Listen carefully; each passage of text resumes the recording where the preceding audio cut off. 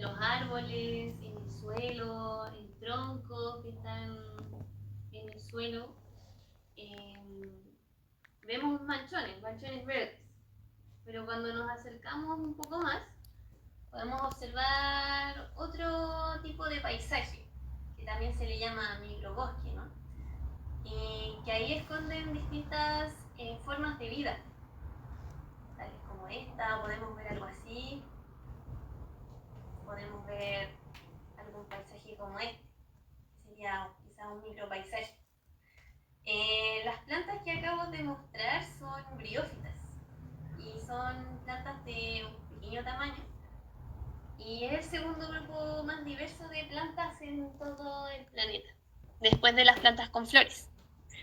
Tienen una gran relevancia ecológica, están presentes en todos los biomas, desde las regiones desérticas incluso hasta subantárticas, siendo más abundantes en lugares tropicales o en bosques templados lluviosos.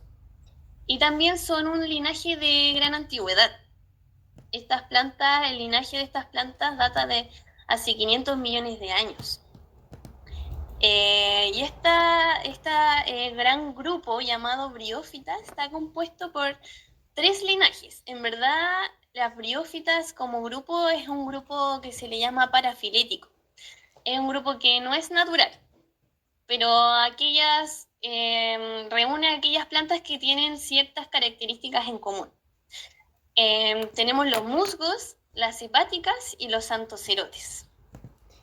Disculpa, Y Po, ¿a qué te ¿sí? refieres con que es no natural? No natural es que no cumple ciertas, como las características filogenéticas que son necesarias para nombrar un grupo, porque no tienen un ancestro en común que una a las tres. O Mm, sea, sí tienen un ancestro en común, que es un ancestro en común que es en común con todas las plantas terrestres, que es una planta más parecida entre un alga y que se fue transfiriendo al medio terrestre en la transición, que aquí yo hablo de esto también. Entonces estaríamos diciendo de que las briófitas no son un grupo natural porque en sí también se diferencian mucho entre ellas y que no tienen entre ellas tres un solo ancestro en común, como agrupando solamente las tres. O sea, comprendo. hay un ancestro en común con todas las plantas terrestres, que sería este que sale aquí, y el hipotético último ancestro en común hace 500 millones de años, pero no hay alguna que sea solamente de briófita. No sé si se me entendió. Ya, sí, sí entendí. Bacán.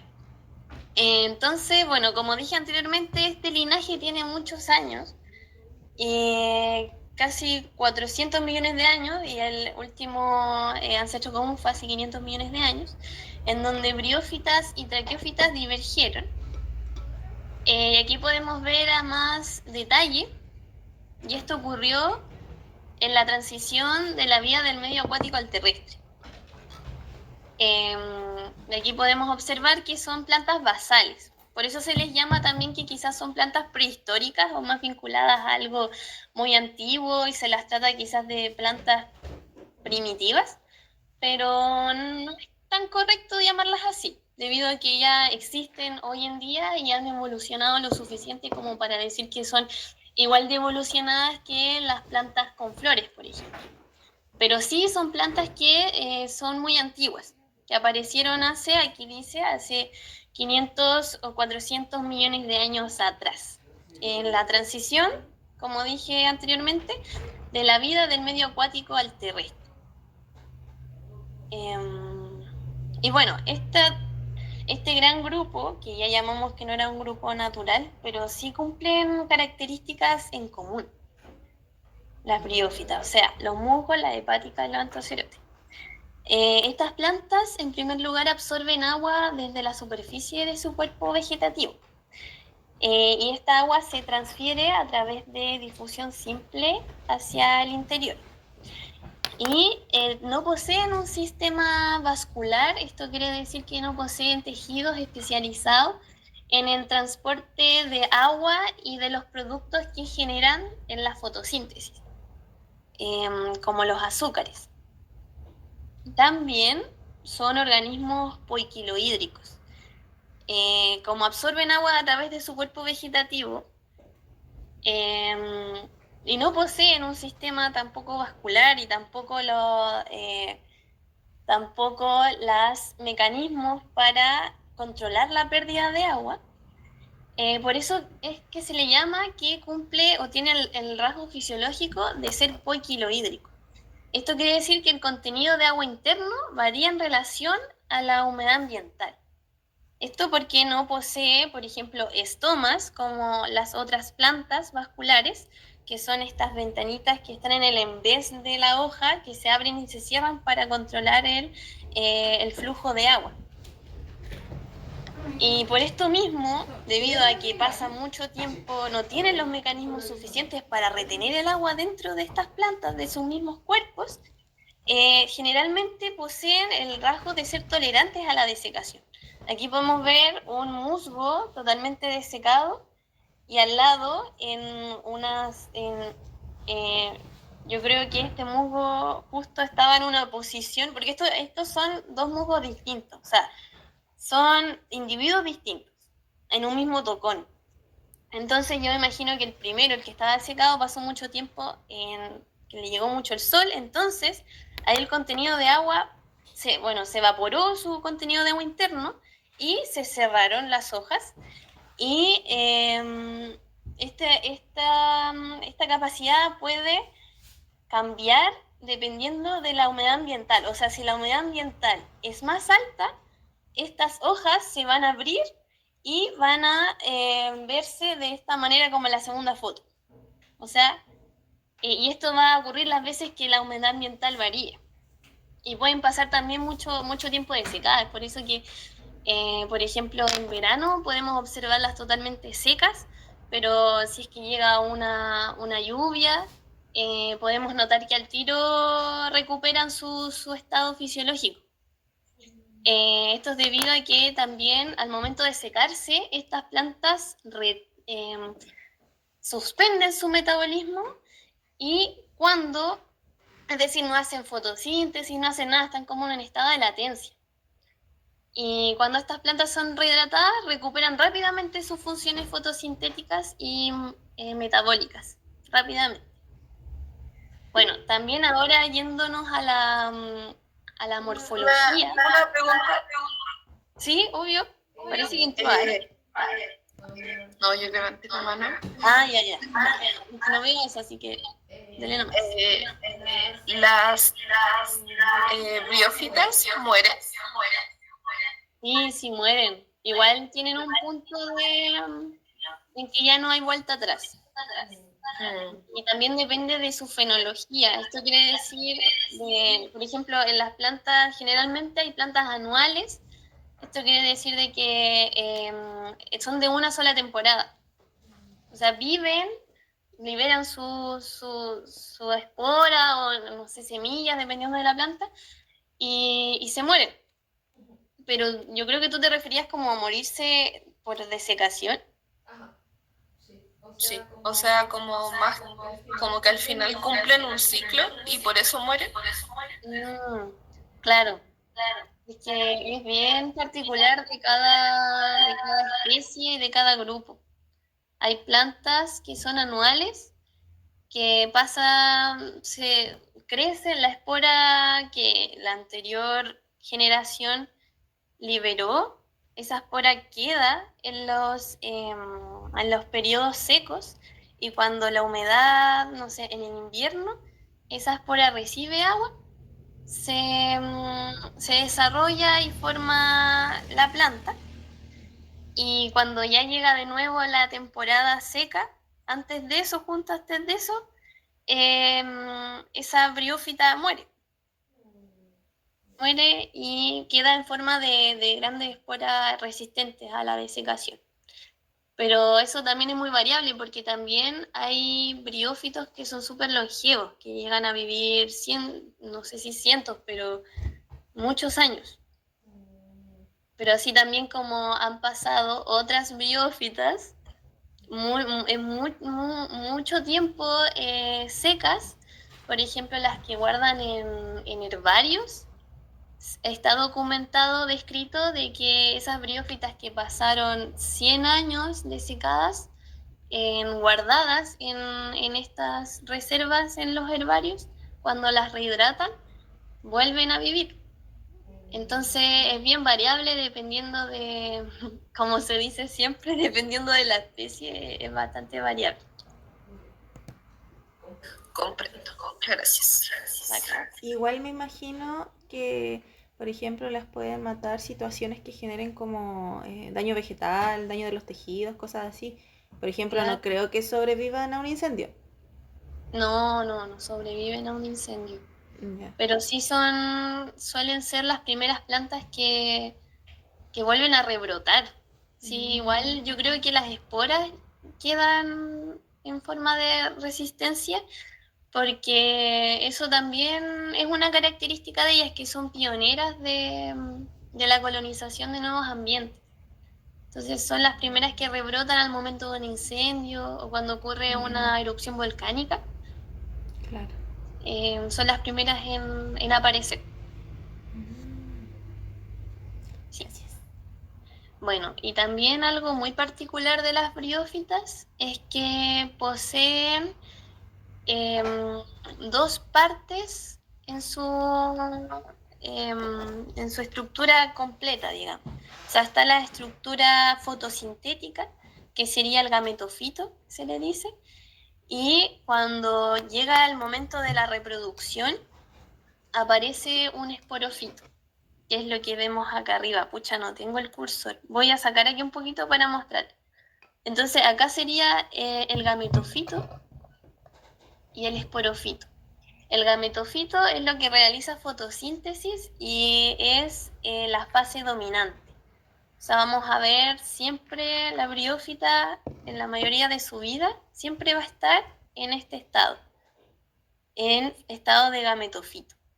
Y cuando llega la temporada reproductiva, desarrolla el esporofito, y es donde acá se desarrollan las esporas y son liberadas al ambiente.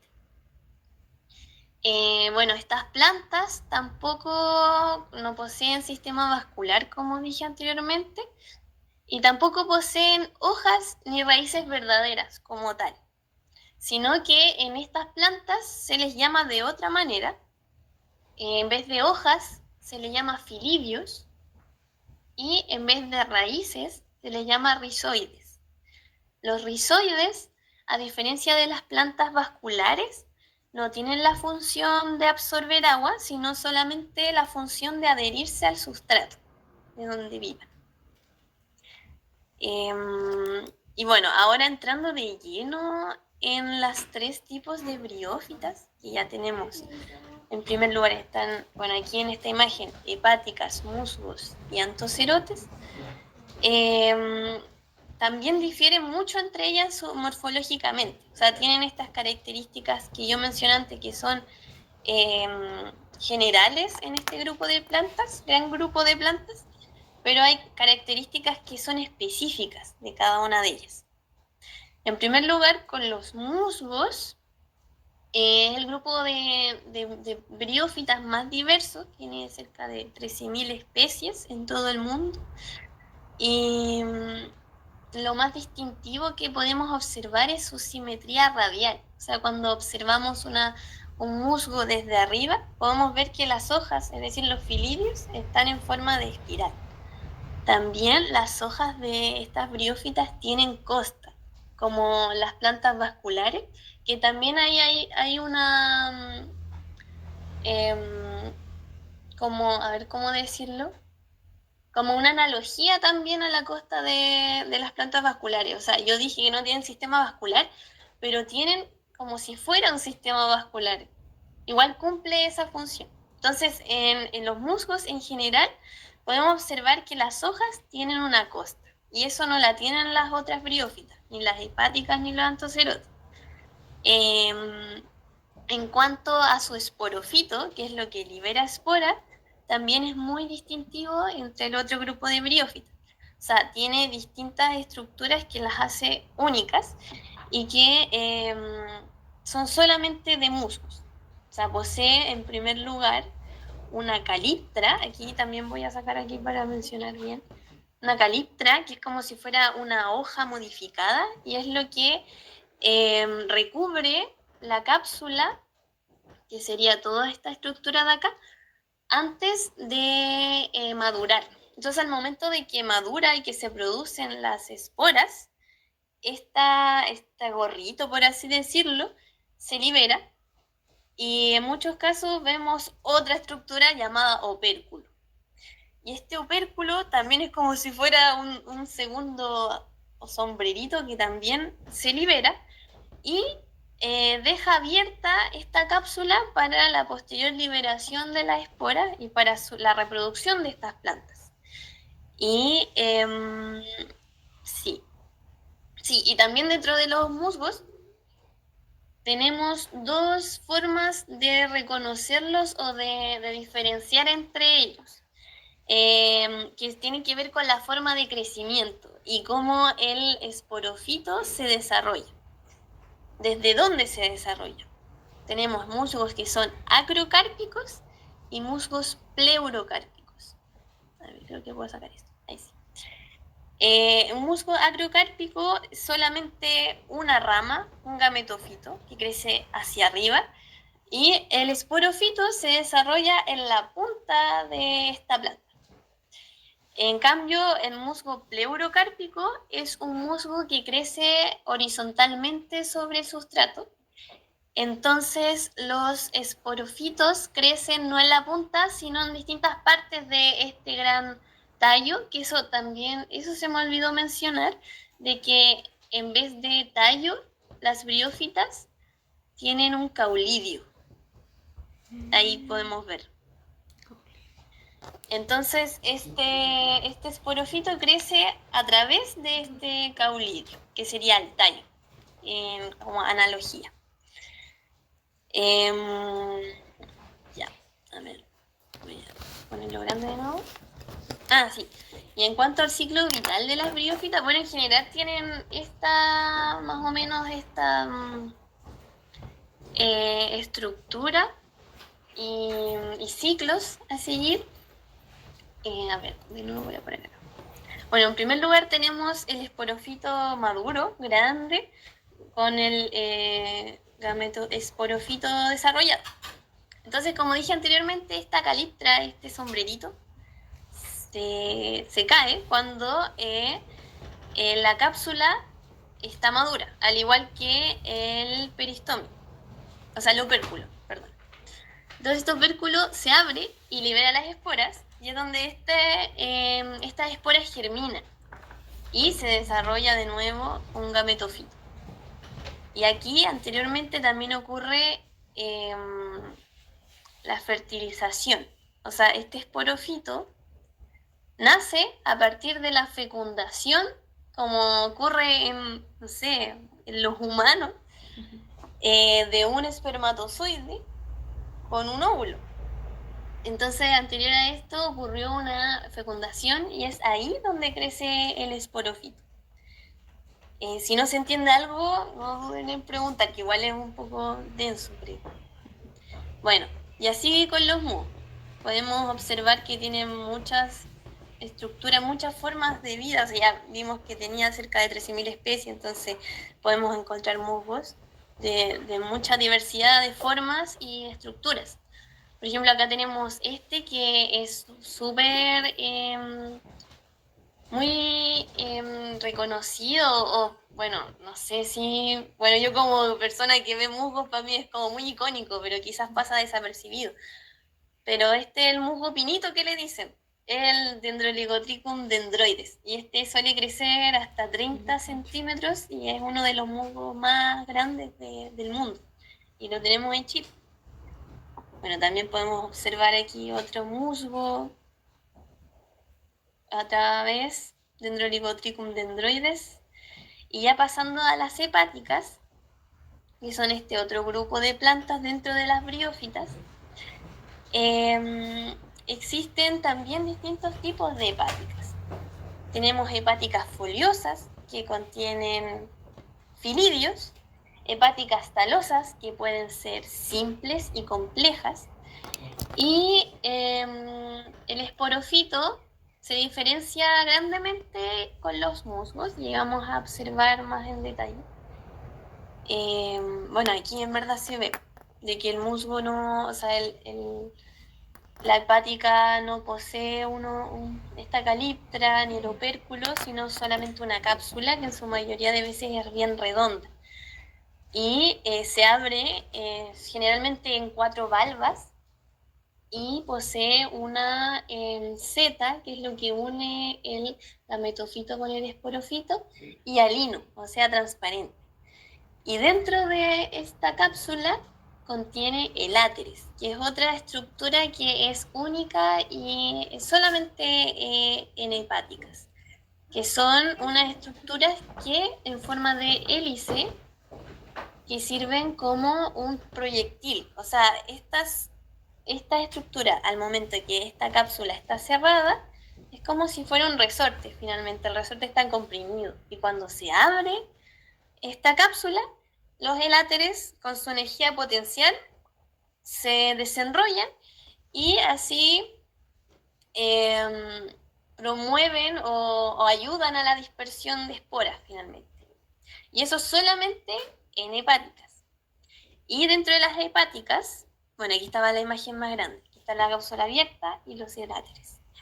Y dentro de las hepáticas, como dije, existen hepáticas foliosas, talosas simples y complejas. Y en cuanto a las hepáticas foliosas, lo más característico de ellas es que poseen una capa unicelular de células, bueno, al igual que los musgos, y los filidios no poseen costa. Como vimos en los musgos, sí poseían una costa, en las hepáticas no. Y también su simetría es diferente. Las hojas se desarrollan como si fuera en una sola dimensión, una sobre la otra, o sea, al lado de la otra, digamos, hacia arriba. Y en cuanto a las briófitas, también poseen otras estructuras diferentes que son los cuerpos oleosos, que son unos organelos que están solamente en las hepáticas foliosas. Y también poseen anfigastros, que son otro tipo de hoja que está dispuesta dorsiventralmente, o sea, donde está el caulidio, hay unas hojas más pequeñas que se llaman anfigastros. Y eso solamente lo podemos ver en hepáticas foliosas. Tengo una Ahí duda. ¿Aquí es sí, donde pertenecen al lo más. grupo de los Hymenophyllum? ¿O no? ¿O son musgos los Hymenophyllum? No, los himenofilum son helechos. Ah, son helechos, ya. Igual se parecen harto, aparte que también tienen esa fisiología de ser poiquilohídricos. Por eso en verano se ven secos y después cuando se rehidratan, Claro, y como tienen esa recuperan su capita cobre. unicelular. Sí, también tiene Como que solamente una capa de célula. Ujú. Ah, ya. Sí. Y bueno, esa sí me coló. Pero esa también, claro, esa es una hepática foliosa, que creo que está aquí más grande. Seguiré a mostrar en grande las hepáticas foliosas. Aquí se puede ver súper claramente que solamente tienen 2 hojas que están sobre el caulidio, o sea, van de 2 en 2. Entonces se puede apreciar aquí también, pero aquí igual se ve un poquito más difuso porque las hojas son distintas. Que igual cada musgo, o sea, cada briófita en sí tiene distintas como arquitecturas en las hojas y que en algunos casos tienen también funciones que también son adaptaciones para soportar distintos tipos de situaciones en la naturaleza. Ya. Y en cuanto a las hepáticas talosas, también están las hepáticas talosas simples, que son una capa de células, pero acá no podemos diferenciar hojas o filidios. Es solamente un cuerpo, un talo, que es lo que se le llama a este cuerpo en donde no podemos diferenciar ni hoja, ni caulidio. Entonces estas son hepáticas talosas simples y que generalmente se bifurcan, que suelen tener dos por así decirlo, dos grandes hojas y van de dos en dos. Bueno, aquí un mayor detalle de estas hepáticas. Y acá están las hepáticas talosas complejas. Y estas yo creo que las han visto, ¿no? No sé, Suena. porque suelen ser bien vistosas y son más robustas, tienen múltiples capas celulares y poseen también distintas, anatómicamente son súper diferentes. Y también tienen una reproducción asexual que es muy vistosa. Estas hepáticas poseen estas copitas en donde se producen yemas. Y estas yemas son, en simples palabras, clones de estas plantas y que son dispersadas. Y es donde crece un clon después o una gran hepática después. Claro, y aquí también tiene otro ciclo de vida que igual es súper diferente, pero en esencia es lo mismo. O sea, hay arquegonios, que son estas estructuras de acá, que es como si fuera una estrellita, y anteridios. Y también esto pasaba en los musgos. O sea, hay arquegonios y anteridios. Y es aquí donde se produce el intercambio de gametos. O sea, el arquigonio produce espermatozoides y estos espermatozoides viajan a través del agua. Eso también es muy importante. Dependen del agua para reproducirse. O si no, no se pueden transportar. No se transporta por el viento, como quizá el polen en las coníferas. No, acá solamente por el agua. Entonces, por el agua, este espermatozoide viaja hacia el óvulo y es aquí donde se produce una esporofita posteriormente. Entonces sí, aquí podemos ver nuevamente que, bueno, en este caso es una hepática talosa, ¿no? Tiene un cuerpo grande, robusto y que también presenta rizomas. También, o sea, rizoides, disculpe. Rizoides. Ya. Y en cuanto a los antocerotes, que es generalmente el grupo que menos se ve, porque, bueno, en sí son poquitas especies, son alrededor de 200 especies en todo el mundo, y también son más restringidas a los lugares más húmedos, al igual que las hepáticas, pero no tanto como los antocerotes. Los antocerotes siempre se ven a orillas de cursos de agua, casi siempre. También posee una estructura en forma de talo, es solamente un cuerpo que está adherido al sustrato. Y la gran diferencia con las musgos y hepáticas es que este esporofito, o sea, lo que libera esporas, es perenne. O sea, una vez que sale, crece y crece y crece y crece y crece hasta que la briófita muere. Entonces aquí posee un meristema. Y este meristema está en constante proceso de desarrollo de más cuerpo vegetativo que va creciendo y a la vez que este esporofito, a medida que va creciendo, este esporofito se va abriendo y va generando más y más células y las va, o sea, esporas y las va liberando al ambiente. También estas plantas producen eláteres, pero se llaman pseudoeláteres. Y no son tan helicoidales como las de las hepáticas. Y también las esporas son una forma muy, bueno, en general, pero sobre todo en los antocerotes, son un carácter muy importante al momento de describir la especie, o sea, de determinar qué especie es. Porque varía mucho entre las especies y son únicas de las especies. Y la otra característica que es muy única de los antocerotes es que poseen solamente 1 o 2 cloroplastos por célula. Y lo más interesante en los antocerotes es que tienen relaciones simbióticas con bacterias, con cianobacterias del género Nostoc. Y la función que cumplen dentro de estas plantas es absorber y biodisponibilizar el nitrógeno atmosférico. Generalmente el nitrógeno Bueno, en nuestra atmósfera el 70% es nitrógeno, pero es nitrógeno que los seres vivos no podemos, o generalmente las plantas no absorben por sí mismas. Es por eso que recurren a generar simbiosis con bacterias. Esto también pasa, por ejemplo, en las leguminosas, que tienen unos nódulos en las raíces, donde ahí viven bacterias del género Rhizobium y hacen lo mismo, finalmente es captar nitrógeno atmosférico y biodisponibilizarlo para que estas plantas puedan absorberlo y utilizarlo en sus funciones metabólicas. Y esto es también una característica particular en los antocerotes. Y todos los antocerotes poseen simbiontes. Y también, bueno, una forma, porque aquí igual yéndose a lo práctico, como la identificación y diferenciar una hepática talosa, por ejemplo, de un antocerote, que también suele ser muy confuso porque tiene una estructura de talo, entonces es difícil, a mí me costó también en su momento. Más que nada, bueno, si es que no está el esporofito, es su coloración. Yo me imagino que es por la misma asociación con cianobacterias que les da una coloración más azulada. Y eso también se puede ver en esta imagen.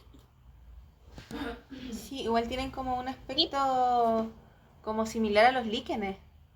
sí, también, viste, sobre todo, se parece caleta a un Sí. líquen, así, acuático. Oye, ¿Verdad? y me quedó la duda que delante dijiste que los antocerotes son como 200 especies en el mundo, que claro, igual es súper poco si lo ves como a nivel mundial. Acá por lo menos la zona que tú estudiaste, aproximadamente ¿cuántos antocerotes pillaste? ¿Dónde? ¿En el urbano, parque urbano? Sí, acá en Valdivia, en las partes que estuviste Ah, viendo. sí, he visto a tocerotes, pero la verdad de identificarlo aún estoy aprendiendo, entonces no sabría decirte como cuántas especies he visto. Ah, ya. Pero no hay muchas tampoco en Chile. Ya, es que eso me imaginaba, porque siendo poquitas deben haber como poquitas en ciertos lados y así como distribuidas en el Sí, mundo. sí es verdad, pero tendría que buscar así la cifra exacta para Ya. decirlo, pero solo puedo resolver, de ahí te lo De- puedo decir. pero deben haber como papers o investigaciones que digan, por ejemplo, cuántas hay aprox en Chile.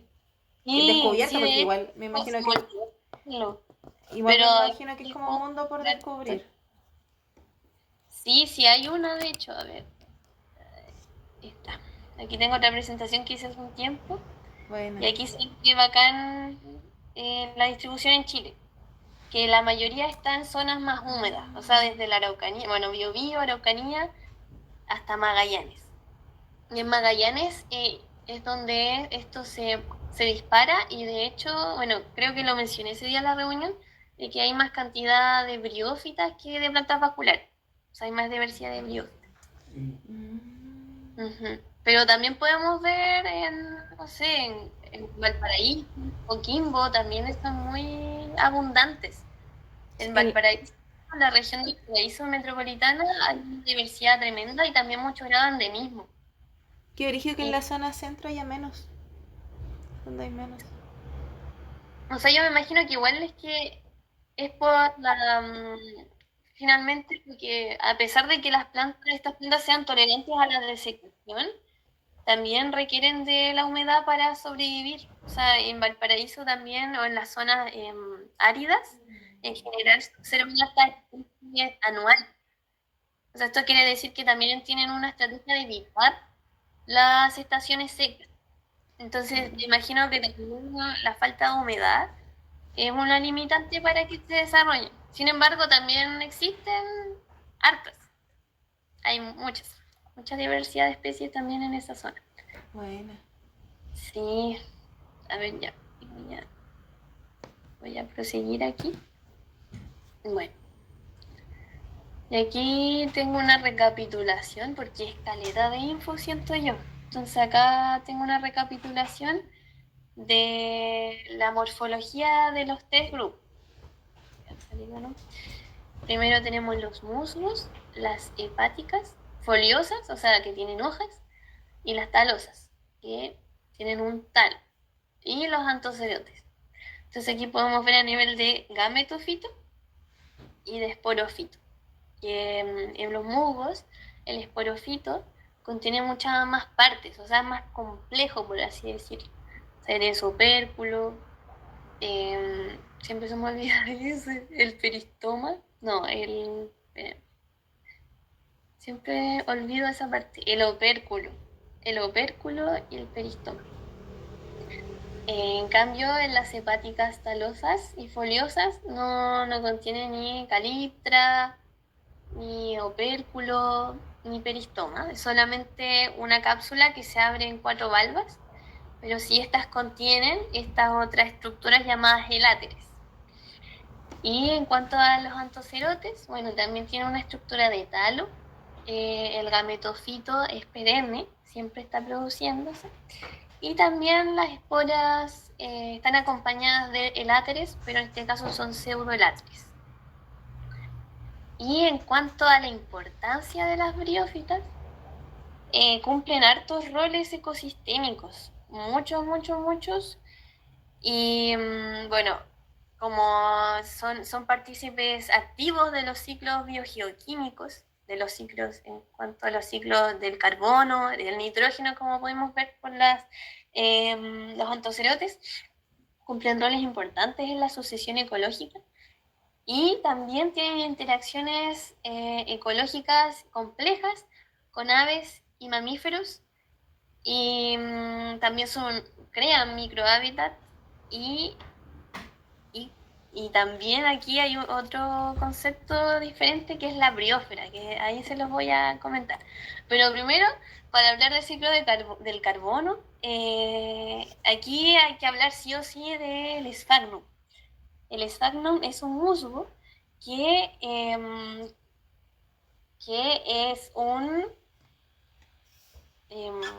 ¿cómo decirlo? Como un componente fundamental y es un musgo que es muy abundante en ecosistemas llamados turberas. ¿Y por qué es tan importante en el ciclo del carbono?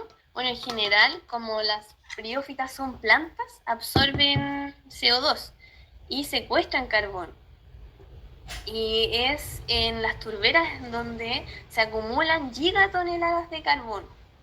Y es por esto que también es tan preocupante su explotación, porque ese carbono es liberado cuando estas turberas son, esta turba y este sphagnum es extraído, se libera a la atmósfera y finalmente es un gas de efecto invernadero.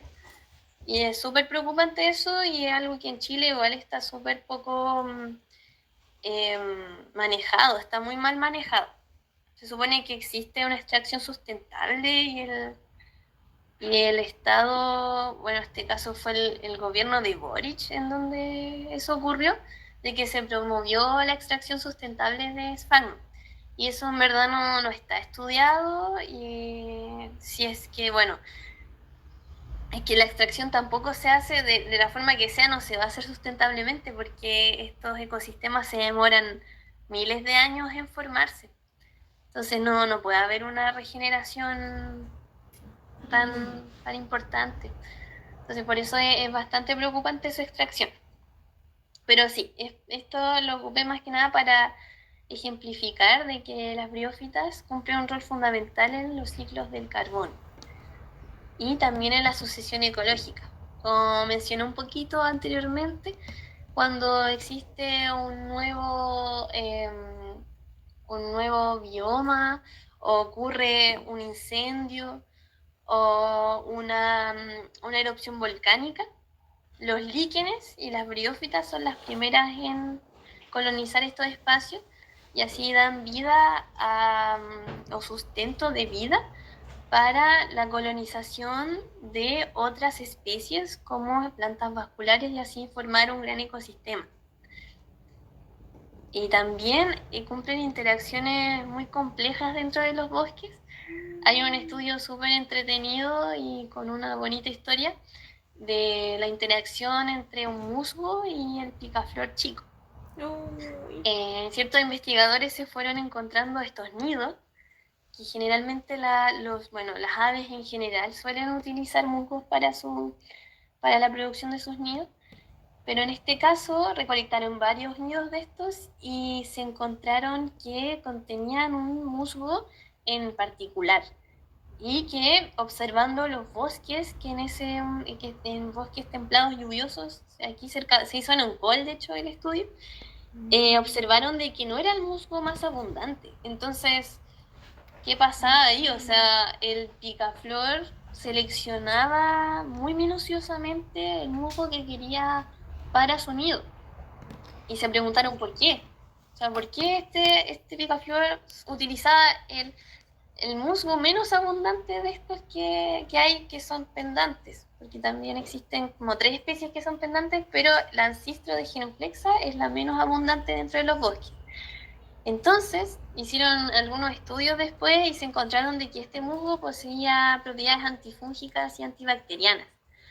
Entonces, este picaflor, bueno, a lo largo de la evolución de su linaje, pudo seleccionar este musgo y saber, de cierta manera, que posee estas propiedades y que finalmente es para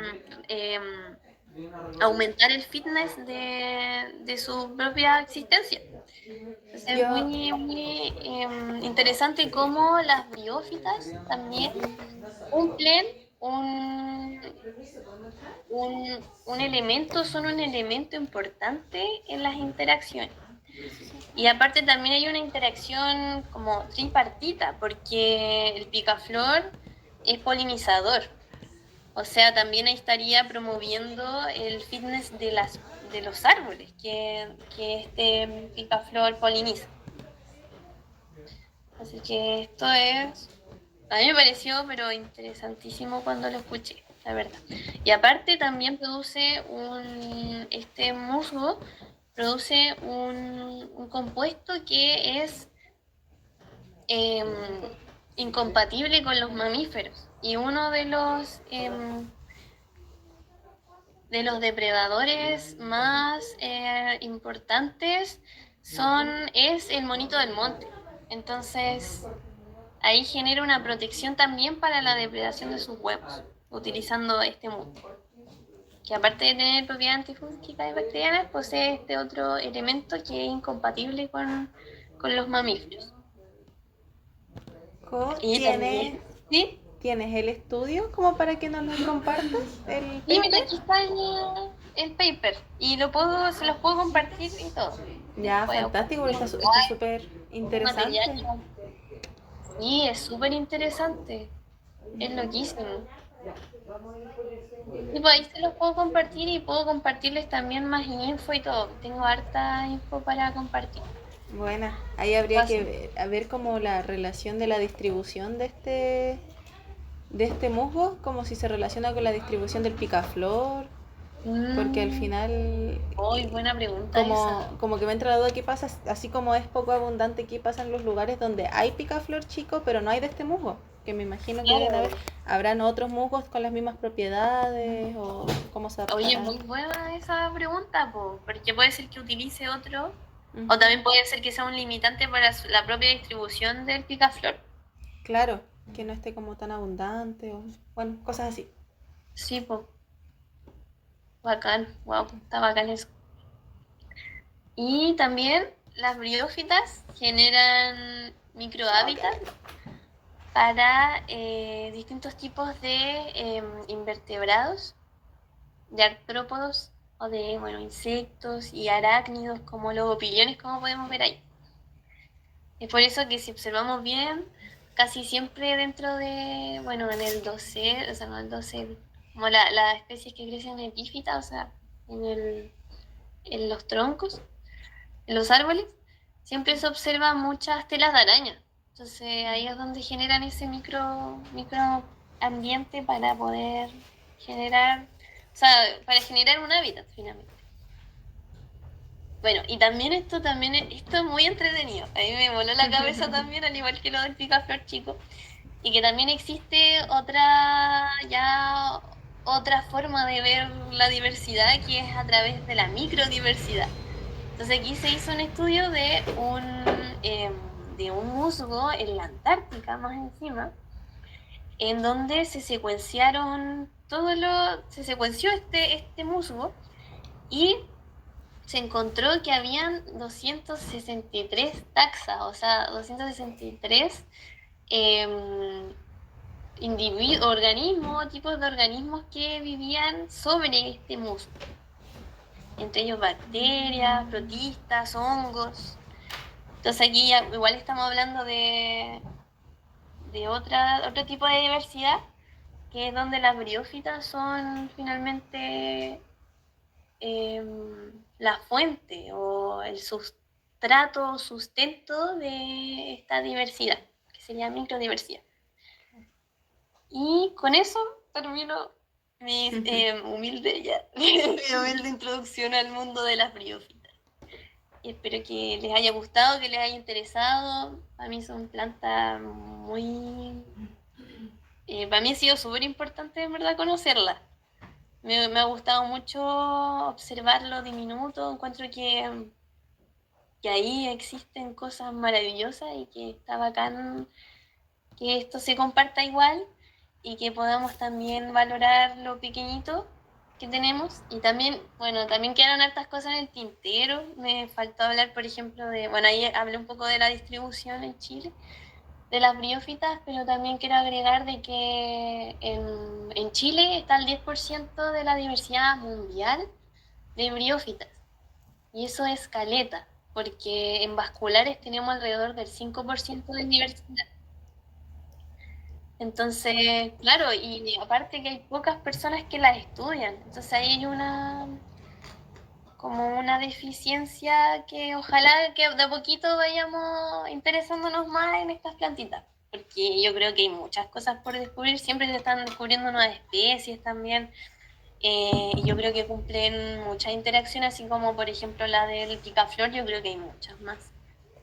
Así que eso, muchas gracias por escucharme y también por interesarse en el tema. No, gracias a ti. Estuvo súper buena tu presentación, en verdad. Como que abordaste hartos temas interesantes y como dices tú, es súper importante igual ver la interacción como interespecies. Sí. Y con otros reinos, como con el tema de la fauna, también tal vez si tiene relación con el tema fungi. Y como dices tú, yo creo y te dejo la duda igual ahí de como que tanto falta investigar sobre esto, porque igual todo aquello que son como mundos pequeños, por ejemplo, yo hago la comparación un poco con el mundo fungi, porque se sabe que hoy en día lo que está descrito del reino fungi es nada en comparación a lo que queda por descubrir. Pasa un poco igual similar con los hexápodos, con los insectos, y todo aquello que es como muy pequeño, como que no hay tanta gente que lo investiga. Sí, es cuático eso. Igual es un sesgo, yo creo que también por la proximidad. Por ejemplo, a mí me gustan más las briófitas porque las veo más que, no sé, los arácnidos, que los veo poco. Entonces, para mí, lo que veo es lo que yo le presto atención. Entonces, yo creo que también pasa eso con las briófitas. Hay gente que, la mayoría de personas no les toma tanta, no se ven tanto porque son chicas también. Claro. Pero sí, pues, ahí hay que hacer harta, no sé. Bueno, esto mismo es parte de eso, po, como compartirlas y valorarlas también. Y eso. Sí, muchas gracias. Y si les queda alguna duda, igual no duden en preguntar. Bueno, ahí está un poco de la bibliografía que usé y eso Bueno. también se los voy a compartir. Voy a compartir la presentación y todo eso. Yo estaba grabando la presentación y no sé qué pasó, que no pensé en qué momento dejó de grabarse. Entonces alcancé a grabar como de nuevo los últimos 5 minutos, cuando me di cuenta. No, muchas. Sí, bueno, igual ahí bueno, está a disposición